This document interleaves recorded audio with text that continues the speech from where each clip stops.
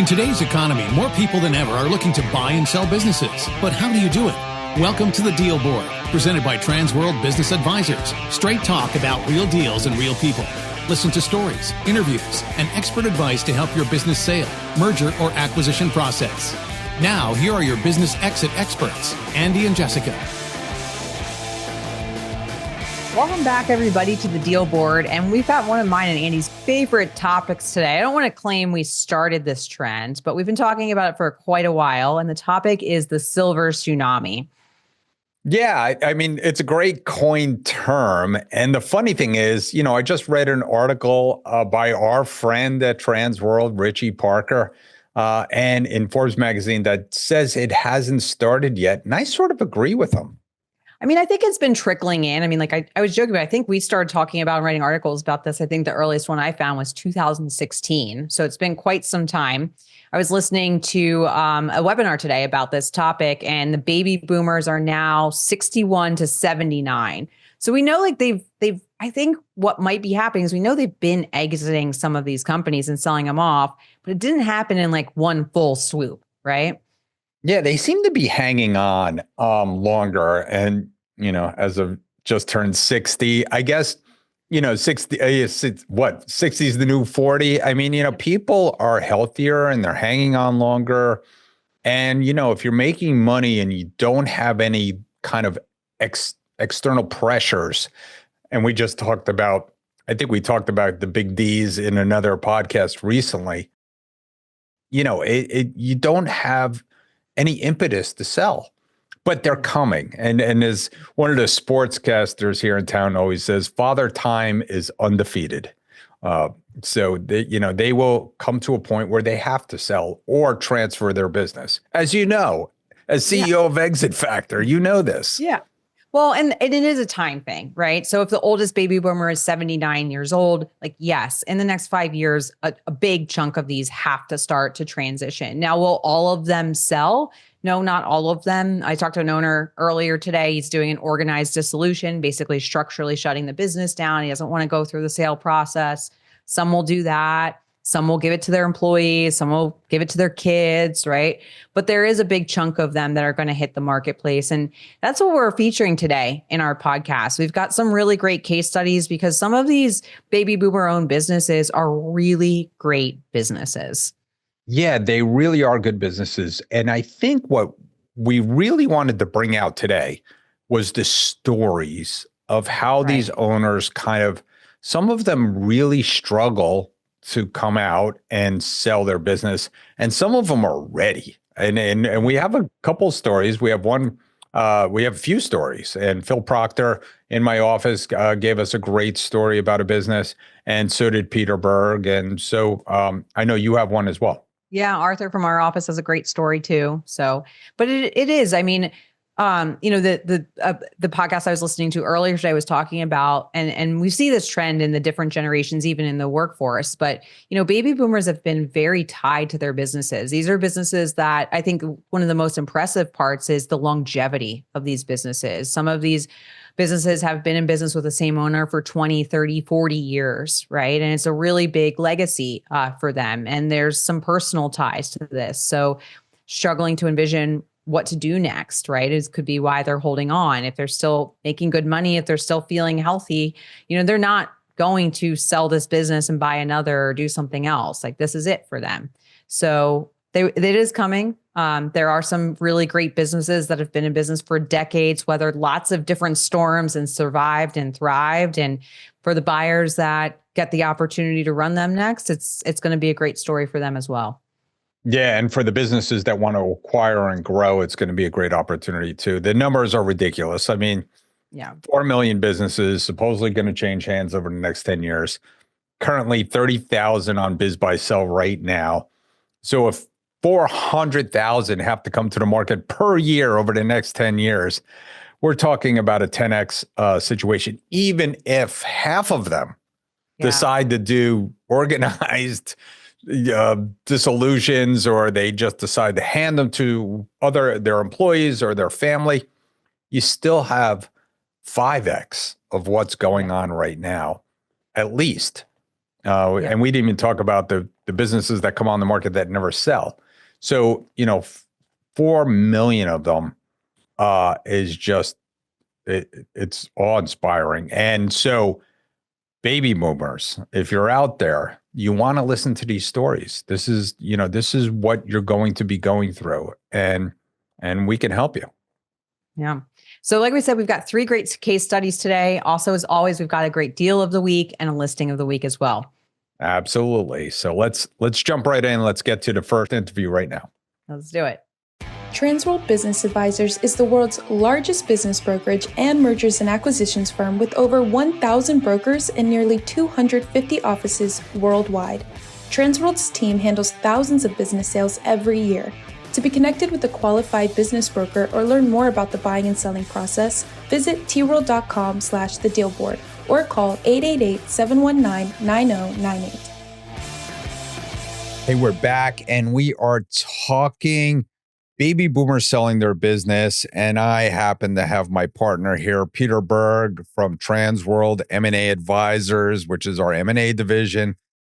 He's done some very large transactions, obviously selling some baby boomer businesses.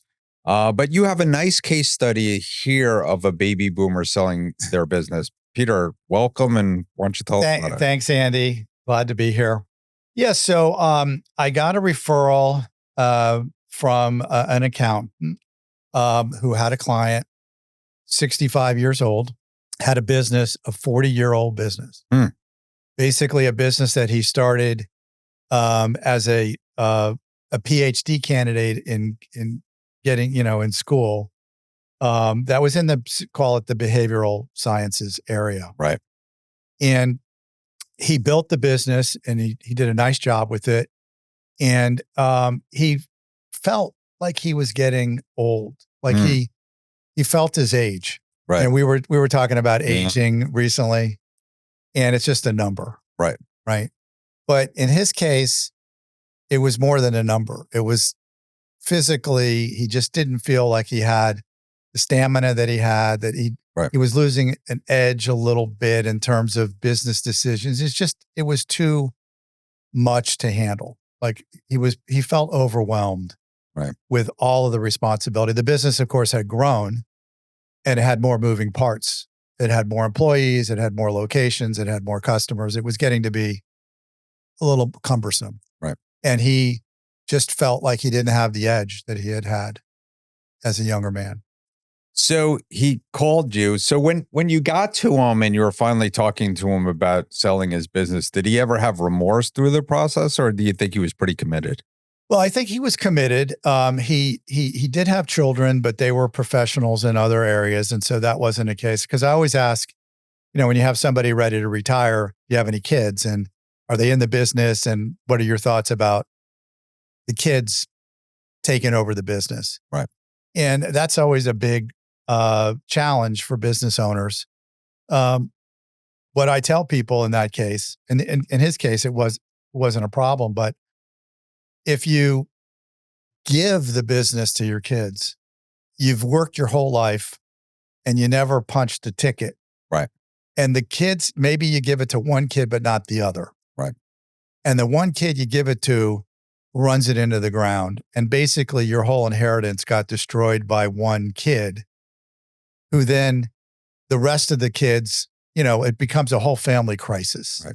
We've seen that before. Yeah. And so you're better off selling it, getting the money, enjoying the money for the rest of your life, right, and then giving that money to your kids and letting them enjoy it for the rest of their lives. Right. Everybody wins. The family sticks together. Nobody destroyed anything for anybody else. And it's a win-win-win. Right. So this was the case here. No kids that were involved. When you run a business for 40 years, your entire identity and your perception of yourself in the world is tied to your position as the president of this company. You come into the office, everybody sort of kisses the ring. And when you're out and about socially, what do you do? This is what I do. Everyone knows you in the community for what for your company, particularly if it's bigger and you're successful and you're, a man about town in the community. Right. And when you're going to get rid of it, you sort of lose yourself in a way. And I think he did have a sense of that. Now, he did buy an apartment overseas. He did start traveling. And after he sold the business, he got on an airplane and took a nice, trip overseas and where he is right now. So I think that all the anxiety that he had about what he was going to do, I think washed away when he got off the airplane. I guess it dissipates pretty quick when you cash the check. It's nice to have a big check. He got, it was a big deal and he got all cash. Right.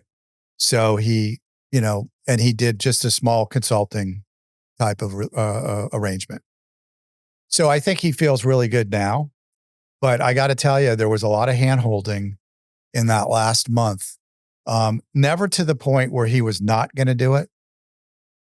It never got to a point where he got frustrated with the process. Sometimes when you're selling a bigger business and there's private equity involved and the attorneys are involved and, they're squeezing you here and the reps and warranties and, it starts to get a little nasty sometimes.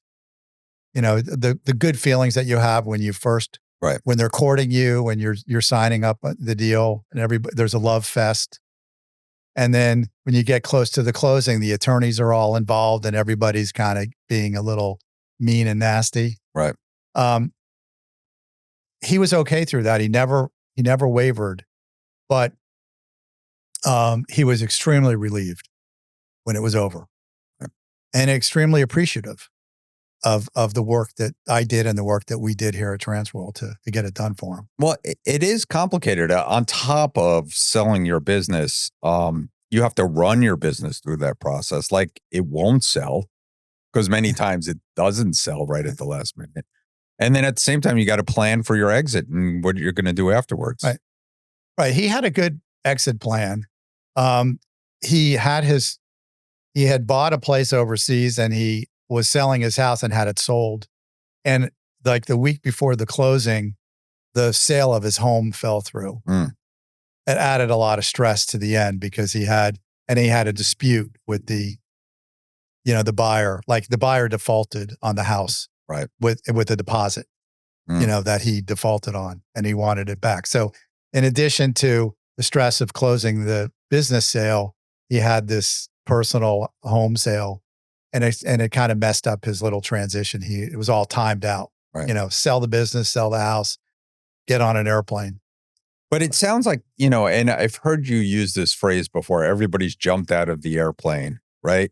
So is it, your advice to baby boomers out there that are thinking of selling, we always tell them you're either going to sell and walk out of your business or you're coming out toes first, right? So what's your advice to the baby boomers out there right now that are kind of, that you're the second story, by the way, that they were 65. I don't know if that's the magic age, but, what do you say to the 60-year-olds and the 70-year-olds that are still in their business? I think that, it's a process and it takes, as we know, it takes a year to get a business sold. And it took a year to get this business sold. And you have to continue to run it as if it's not going to sell. So you have to make the investments that you're making and you have to have plans to grow it as if you're going to keep it.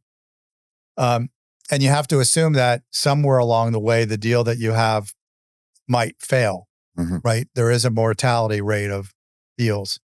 And I think you should do it sooner than later because it's going to take longer than you think. Now, in this case, the seller stayed on for 6 months. As a consultant. He didn't need to be in the office, but he needed to be up by the phone. Typically, if you have a larger business, you're going to need to stick around probably for a year, and at a minimum. So if you're like, I have another baby boomer client who just turned 60 and wants to be done at 65. And he has a complicated business that he's very critical to the business. And so he knows he might have to make, say, a 3-year commitment. Right. And he's willing to make a 3-year commitment. We're marketing the business with the seller willing to sign a 3-year employment agreement. Right. So he figures if it takes a year to get the business sold, he's got to sign a 3-year employment agreement. He'll be 64. So this is a guy really thinking ahead. So if you're out there and you're 60, it's not, and you want to be done at 65, it's not too soon to really get into the process. To start thinking about it. Yeah. Well, there's a lot that goes into some of these M&A transactions. They're very complicated. And even for us, I mean, the workload on trying to sell one of these businesses is incredible. What's the best way to get in touch with you if somebody wants to talk to you? Well, they can find me at pberg@transworldma.com. They can call me on my cell at 954-907-3007. Yeah. All right. Which is a number I got specifically, the 007 number, because I'm killing for my clients. There you go. He is the 007 of getting your deals done, folks. So call in your the King's Majesty or the Queen's Majesty, whoever it is these days, the agent from the stars. Peter, thanks for joining me. Thanks, Andy. I appreciate being here.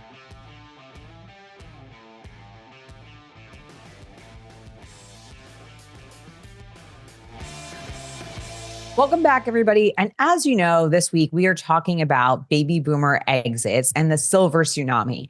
And what we'd like to do is we'd like to feature a few different case studies of baby boomers that have chose to exit their business and talk a little bit more about those transactions than we typically do in our featured deals of the week.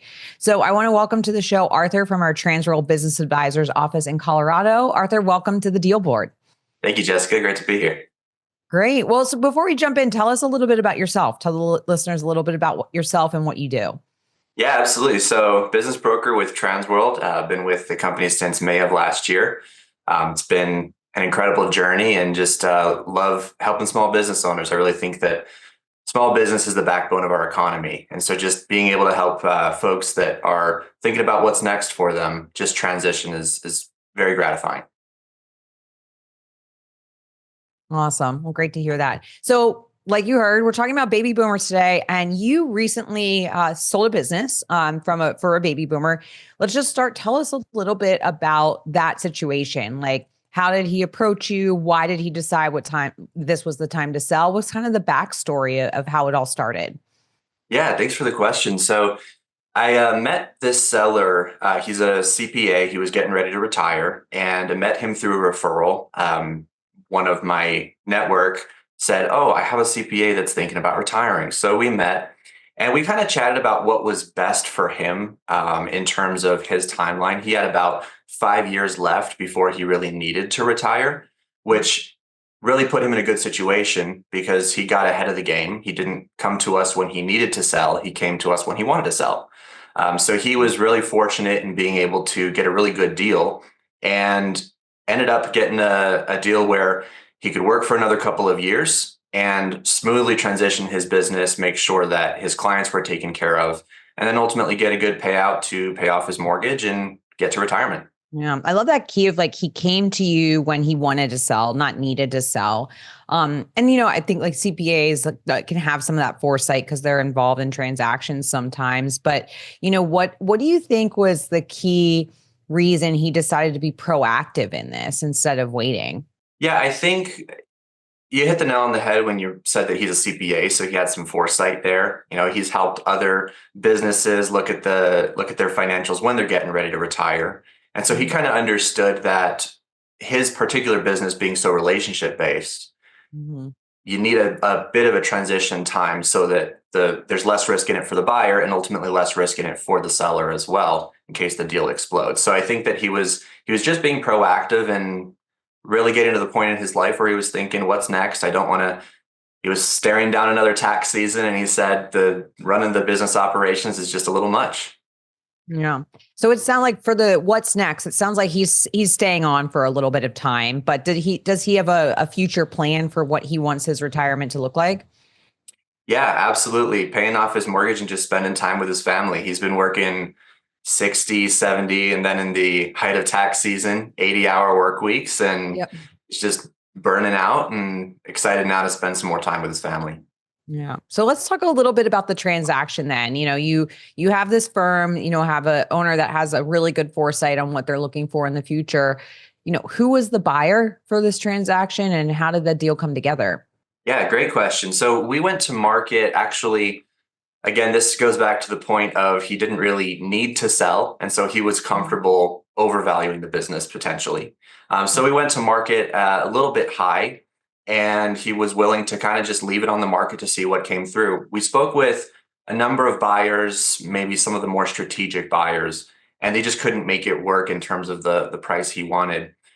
So we went through this process a few times, and ultimately, one of the other brokers in the office had met a solopreneur CPA. So as a younger guy, not loving the sales and relationship side of things so much, more of the behind the computer, loves to do tax returns. And so he was looking to grow his own business through acquisition. So we were talking about that and ended up introducing the seller and buyer and got a deal put together pretty quickly. So now you've got, a baby boomer that's retiring. He gets to spend more time with his family, and a younger CPA that really is starting off his career as an entrepreneur who is able to take over a business that's already, very successful, very established. And it was a great deal. Yeah. I mean, you see that too with some of the younger generations, the Gen X and millennials wanting to grow through acquisition. So it seems like a perfect fit. Was it a deal that was financed through a bank or seller financing, or what was the financial structure of the deal? Yeah, great question. So this was actually a little bit of everything. So the buyer brought probably half of it cash, Okay. got an SBA loan for some of it, and then left a very small balance for seller financing. And ultimately, the CPA, which was great, he's walking away with more than we actually went to market with Wow. between interest on his seller financing and his salary for this year that he's going to help him. So Yep. he's walking away with more than what we ended up listing it for. So it was a little bit of both, or I should Great say deal. all three. Yeah, great deal. And like you said, it allows him to work a little bit, not the 80 hours a week, right? It sounds like, but work to transition. Is that period about a year? You think it could extend even further than that? It could. It's between them ultimately, Mhm. but he's under contract for a year, and really his focus during this year is just to focus on the relationships. So this really worked out for him because the buyer likes to do the tax returns, the buyer likes to do the back end accounting, and the seller really likes the relationships that he's got with his clients. So it's a perfect situation because now the seller can focus on doing what he loves, spending time with his clients, helping them, transition, introducing them to the buyer, making it smooth. And the buyer is able to just take care of the bulk of the work, freeing up the seller's a lot of his time. Yeah. So where were any of the key takeaways that the seller and buyer mentioned to you in the transaction? Was there any insights or ahas they had once the deal was done? Yeah, I think really from the seller, just back to our point of he came to us at the right time, 5 years before he actually needed to sell. He had a 5 year outlook on retirement. Um, the fact that he got connected with us as early as he did really put him in a really good situation. He wasn't worried about getting it sold within a year. We ended up doing that, but he wasn't worried about that. And so he was able to take a position, which I think gave him a lot of leverage and a lot of peace of mind that said, however long this takes, we're starting at the right time. So I think the key takeaway is go to market before you need to, and you're going to get a much better deal. Yeah. Well, and with that, I would assume that would be your key to advice. I was going to ask you this, Arthur, but for this crowd, we're talking about business owners that are between 61 and 79 in 2025, and almost half of all businesses owned in America. Huge potential amount of businesses coming to for sale by market over the next 5+ years. Like, is that your key to advice, or what other keys to advice would you have to that group?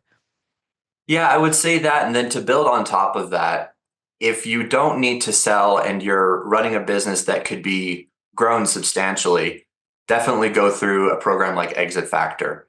Um, because if you can double the value or triple the value of your company over 3 to 5 years, and you've got the time and the energy to do that, you're going to put yourself in a much, much better situation than the folks that give us a call and say, hey, I need to sell my business in the next 3 months.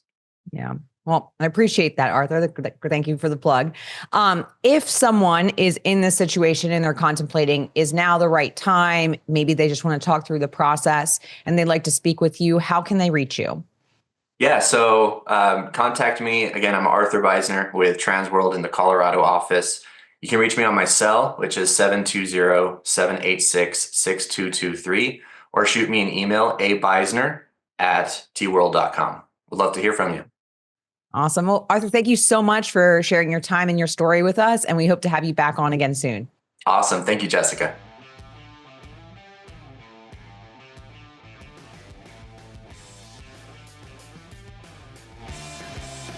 Hey, welcome back, everybody. And I am with Phillip Proctor down here in South Florida, Transworld Business Advisors of Fort Lauderdale and West Palm. And, Phil has been with us for a little while now, sold several deals. And we are talking about baby boomers today. And there is a huge amount of baby boomers that have to sell their business. So we thought we'd discuss a few case studies of baby boomers that sold their business and just talk about the process and maybe what those baby boomers went through and what, Phil, you saw in that baby boomer. So first, tell us about the business that was sold. Hey, Andy. Hey, thanks for having me. So this was an HVAC company. It was a husband and wife team. Right. Both in their mid-60s. Right. And as I've seen a few times, they had just had enough. Right. Very successful, making a really nice living at HVAC. The trades have been going very well, as you know. Sure. It was just, they perceived a lot of pressure in keeping things going the way it was. Growth had stopped because in order to grow, they would have had to expand the staff. And they perceived at their age, they perceived staff as a big deal, a big impediment towards growth and just more pressure on them. Right. So they had stopped growth at about $7 million in revenue each year, roughly. And they were satisfied with the amount of money they were earning, which most people would be, and just didn't want any more headaches. She, for her part, as part of the husband-wife team, was becoming ill from what they perceived as a lot of pressure. And I could see how it was affecting the wife. So they had made a joint decision that they needed to sell, if for no other reason. They didn't need the money, but for no other reason than to alleviate the pressure on both of them, but specifically her. She was getting some sickness from it. Right. I've seen this before, and I think you're bringing up a very, very good point. Two things. Number one, you get comfortable with the size of your business. And I think one of the things that people don't understand, you've heard the term or saying grow or die, right? It's very hard to keep a business at a certain level and not grow. It's actually, it's kind of spinning the plates. You got to keep the plates going, and it's still pressure to try to keep your business going at a level. So, and then the other thing is that I think is interesting for a lot of baby boomers is if you're out there and you're listening to this and you're a baby boomer and you're in a business that can grow, but you refuse to do it because you don't want to take on the risk. Now, the risk to them was that she's going to be more miserable by taking on more people, by having more HR issues, by having more training issues, whatever it is, customer issues. They saw that as a risk. And that's what happens to baby boomers a lot too. They get to the point where the business would be better off with someone else that is willing to put the time, effort, risk, heartache to take it to the next level. So it sounds like that's where they were. That's exactly right. And he was very careful, meaning the seller, the primary owner, to tell me the type of buyer that he wanted. First, he wasn't willing to go through what you and I would describe as a private equity buyer, because he didn't want to have to put in a whole lot more time. He was willing to spend a month or two with the new buyer, but not a few years to get an earnout on this business. So I took it upon myself to be very careful about who I would present to him as a potential buyer. And it became clear that it just needed someone, A, who'd had experience in the field, but who was much younger, as you say, and willing to see the growth potential in this business, as good as it was, and as much revenue as they'd be grabbing up front, to see where it could go. As an example, they'd become very, as you say, they'd become very used to their ways and how they were doing things. So having started the business in their early 30s, so owning the business for 35 years, they weren't into the technology that could have helped them run the business much more smoothly. Everything was paper. Wow. And there were all kinds of reasons that they came up with why they wouldn't add the technology that would have made it much easier for them to run the company. This particular buyer saw that and realized that at their age and with their knowledge of technology, they could automate a lot, especially administratively behind the scenes, and make things really work. And I know, for your part, you've had a lot to do with that with Transworld, with bringing in systems that could make us all more efficient, to make the business work more efficiently. They were unwilling to do that. Very old school. Great people in their field. They really knew the business very, very well. In fact, they didn't want to grow so much that they would purposefully overprice jobs, hoping not to get them. But they were listen to this, they were so good in the field and had such a great reputation that, fortunately or unfortunately, depending upon your point of view, they would get those overpriced jobs because they had such a great reputation in the field. So then they'd have to grow in spite of themselves. Right. So they kept on bringing in more revenue, and all they wanted to do was calm down and get out. Right. All right. So it doesn't sound like you had too much convincing to help them get out. They had already kind of made that decision before you met them. Yeah. I mean, there was the quintessential definition of a willing and motivated seller. Right. And it sounds like, and the other thing that's interesting, I think, to baby boomers and to anybody selling their business, one of the reasons you need Transworld is that there are so many options of who you can sell your business to. And some of them will cause you no work or very little work. And some of them will put you to work perhaps for another decade, or at least a half a decade, where somebody's going to want you to run their company and build something even bigger, which might be exciting to someone. But to these owners, obviously, they just wanted to cash out best they could, put the company in somebody, good person's hands, and be able to retire. You hit that right on the head. And frankly, because of the network of the agents within Transworld, once the business got listed, I was slammed with offers and people reaching out to me to find out more about the business, not just from outside of Transworld, but I'd say 50-50 within the agent group at Transworld. It was almost more than I can handle. You need to get some updated technology, Andy. Yeah, I mean, we've gotten so good at building our databases and, having a lot of people here at Transworld that have dealt with companies like HVAC. Yes. That when something like that, a good service business that obviously is doing $7 million in business, that's a very healthy HVAC company, was a hot ticket. And, right now, it's still a good time to sell. I keep predicting, and we keep talking about more and more baby boomers come to the market, to the point where it might become harder to sell because there's so many baby boomers. We haven't seen that yet. Yeah, I can tell, and I've been with the company only a year and a half, but I can tell that I wouldn't quite call it a tsunami yet, but I can tell it's coming. And they don't always sell for the same reasons, like retirement. I mean, you'd know this better than me, but it's not always retirement that makes them want to sell. I've got another baby boomer that just sold. I just closed the deal last week, a construction company. And this 65-ish year old seller had an illness in the family and needed to spend much more time at home. And really, again, another very willing seller because of that.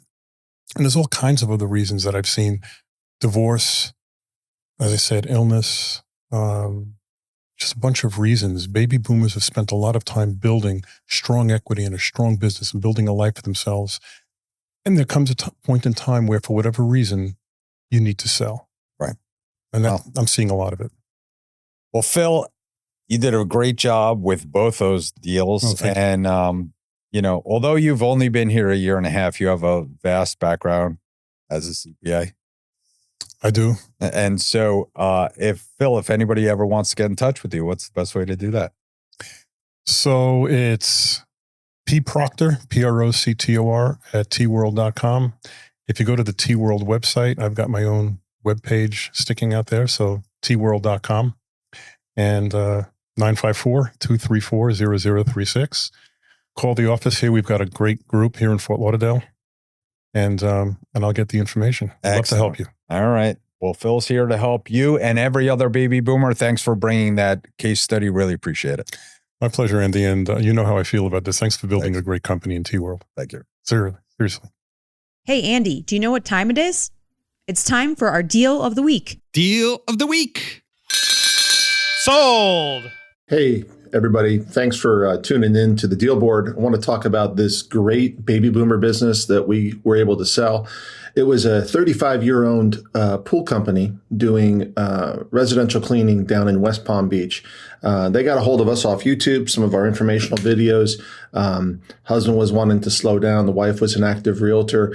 And we were able to transact this to a younger generation. We're seeing a lot of 30 and 35-year-old buyers. This young man had been in private equity and was looking to put some of his skills to work, growing his own business. We did an SBA loan on this thing. It was a great business. The profit margins on this one were abnormally high due to some of the accounting techniques they use, pre-billing, running on a 13-month billing cycle. Just super smart, well-run business with better margins than most. And we got this thing done for $525,000. If you have a pool company or anything in the service business, be more than happy to help you. I can be reached at 321-287-0349. Have a great day. Hey, Jessica, you know what time it is? Money time? Almost. It's time for listing of the week.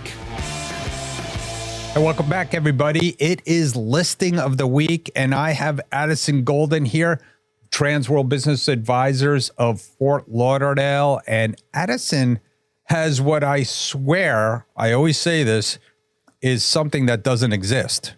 And that's an absentee business. But it's being run absentee right now, right? It is. Welcome. Yeah, thank you, Andy. Great thing about this business is the seller actually lives in South America. Wow. And this business is in beautiful Palm Beach County. Okay. So he's only, doing very high level tasks, really just making sure his employees paid. They're bringing in to his pocket around $150,000 a year. It's a furniture store. Nice. And he's only asking $350,000. And we're looking to move quick. So it is a hot listing. It is a furniture store. People are going to continue to buy furniture. No doubt. And especially in Palm Beach County, we know how the housing market's looking. We know how many people are moving here, and it's ready to boom. Right after COVID, when they were building houses, it had a big boom, and we're looking for another one coming soon for the new owner. Yeah, and so it's still doing well, industry doing well. So it sounds like you got to move fast if you want this. So what's the best way to get in touch with you, Addison? Yeah, best way to get a hold of me is go to the Transworld website, search up Addison Goldin, and take a look at all my listings, but the listing on there is the furniture business for sale. There you go. Well, thanks for coming in and tell us about Thanks for having me. Thank you. Thank you. Thanks for tuning into the show today. If you like the podcast, share it with your friends on social media. And don't forget to subscribe and leave us a review on your favorite podcasting app. If you have questions, would like to appear, or have suggestions for topics for the show, get in contact with us through our website, thedealboardpodcast.com.